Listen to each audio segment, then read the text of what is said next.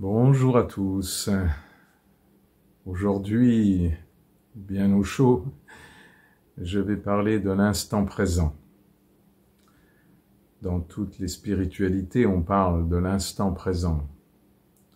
Je me souviens d'une conférence de Krishnamurti qui expliquait pendant de longues minutes que le passé était contenu dans le présent et que le futur était contenu dans le présent.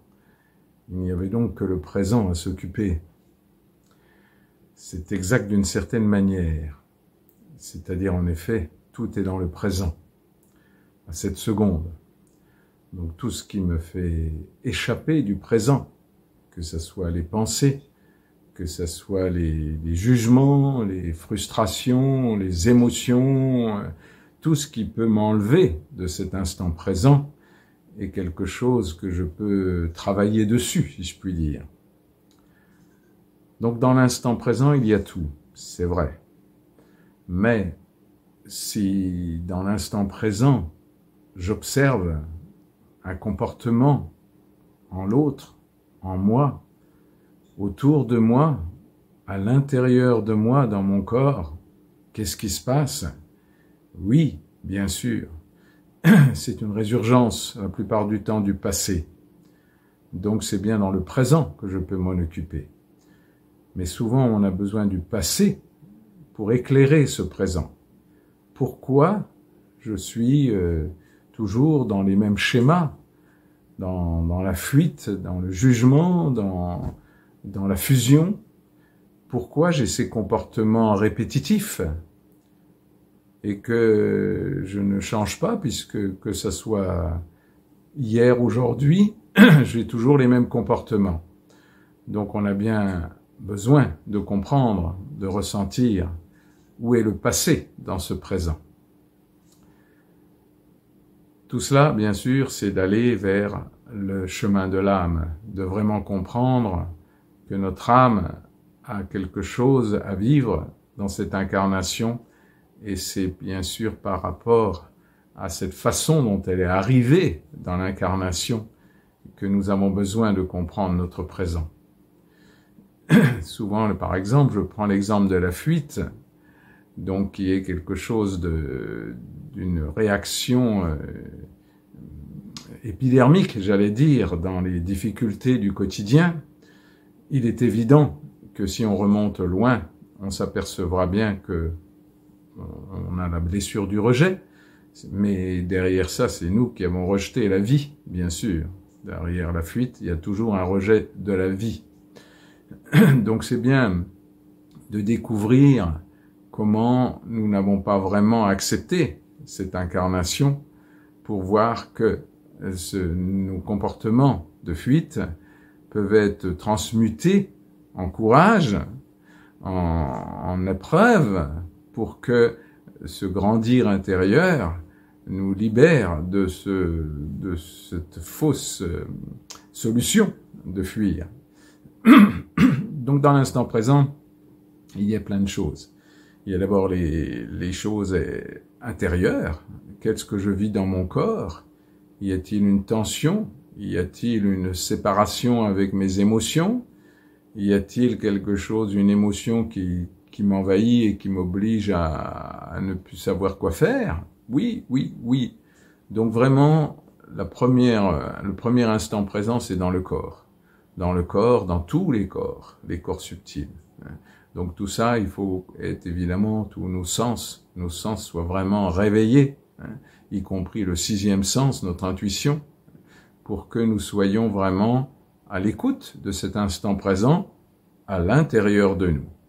Donc que ça soit au niveau corporel, dans nos doigts, dans nos pieds, dans nos organes intérieurs, dans notre sexe, dans nos poumons, dans notre respiration, qui est évidemment le centre capital de l'intérieur de nous. Qu'est-ce qui se passe dans notre respiration, dans cette situation-là, à cet instant?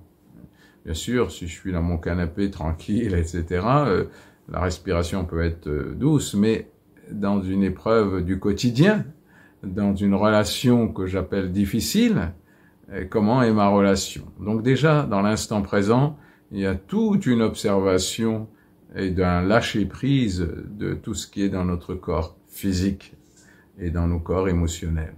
Après, il y a aussi la présence à notre aura, de voir comment l'énergie circule autour de nous, dans cette relation, comment je suis happé par l'énergie des autres ou pas ouvert à l'énergie des autres, simplement dans ma bulle intérieure, ou est-ce que je m'ouvre trop à l'énergie des autres? Donc déjà là, il y a de quoi faire dans cet instant présent. Et puis, il y a bien sûr la relation. Qu'est-ce qui se passe dans la relation? Est-ce que je suis dans le mental, c'est-à-dire avec uniquement ce qui se dit, ce qui se questionne? Est-ce que je ne fais que répondre, ou est-ce que je ressens ce qui se passe, je ressens l'autre, je ressens la relation, et je ressens ce que mon âme a besoin de grandir dans cet instant? Et ça, c'est capital. L'instant présent sans conscience de ce qui peut être grandi à l'intérieur de moi, donc un comportement nouveau par rapport à ce que j'aurais fait d'habitude, que ce soit un comportement physique, de respiration, de m'asseoir, de me lever, de m'en aller, de rester, etc. Donc il y a tout un côté de mon corps. Qu'est-ce que je fais avec ce corps dans cet instant présent? J'expérimente, évidemment. Si j'expérimente, je vais avoir des échecs, mais ça n'a aucune espèce d'importance. Chaque expérience est utile. Elle n'a pas besoin d'être réussie ou quoi que ce soit. Elle a juste besoin d'enregistrer l'expérience pour grandir un petit peu plus chaque jour dans cet instant présent. Donc l'instant présent, c'est dans son corps, et aussi, bien sûr, dans la perception de ce qui se passe dans la relation autour de moi. Dans l'autre, si c'est une seule personne, ou dans plusieurs, si c'est plusieurs personnes, dans un groupe, dans une religion. Qu'est-ce qui se passe véritablement dans cet instant présent? Est-ce que je suis emporté, ou est-ce que je reste les deux pieds sur terre, bien enraciné dans mon histoire, dans mon corps, avec la conscience de mon âme, de savoir qu'est-ce que je dois vivre à cet instant, qu'est-ce que je peux recevoir, ou qu'est-ce que je peux donner dans cet instant présent, pour que le passé ne soit pas enfermé à l'intérieur de mon présent. Et bien sûr, si je change quoi que ce soit, une toute petite chose, et souvent c'est bien par des toutes petites choses dans mon présent, pas des grandes envolées, mais des petites choses que je change dans mon présent, je change obligatoirement mon futur, puisque quelque part mon comportement intérieur, extérieur, énergétique va évoluer. Donc le futur automatiquement va évoluer. J'ai pas besoin de me soucier du futur. J'ai besoin juste, dans cet instant présent, de voir ce qui peut être changé, amélioré, grandir, respirer, et pour être le plus possible dans cette évolution spirituelle, psychologique de mon être, de mon âme, pour être un peu plus adulte chaque jour, peut-être, un peu moins dans mes réactions habituelles, pour être dans l'action juste de cet instant. Et c'est le grand art de l'instant présent, pour que je sois dans mon chemin de vie, tout simplement. Et après, on n'a pas besoin de savoir ce qui sera vraiment dans 10 ans, dans 20 ans. On a juste besoin, aujourd'hui, de voir dans cet instant présent ce que je peux améliorer, enfin grandir en tout cas. Car il ne s'agit pas d'être conforme à des idéaux, au contraire. C'est juste de se dire, est-ce que moi, ça me fait du bien? Est-ce que ça me fait plaisir de grandir? Est-ce que je suis à ma place? Ou est-ce que j'essaye d'être à une place qui ne sera jamais la mienne? Et donc tout ça, c'est dans l'instant présent. Et croyez-moi, il y a du boulot. Je me souviens que un psy, André Comte-Sponville, disait que ce soit dans le couple ou dans un métier, soit on a un désir et il est assouvi, Et tant qu'on est dans le désir, on a des choses à faire. Quand le désir est assouvi, on est dans l'ennui. Donc pour lui, on passe du désir à l'ennui. Hein. Et je crois pas. Je crois que si on est dans l'instant présent, on ne peut plus être dans l'ennui. C'est impossible. Il y a tellement de choses dans l'instant présent.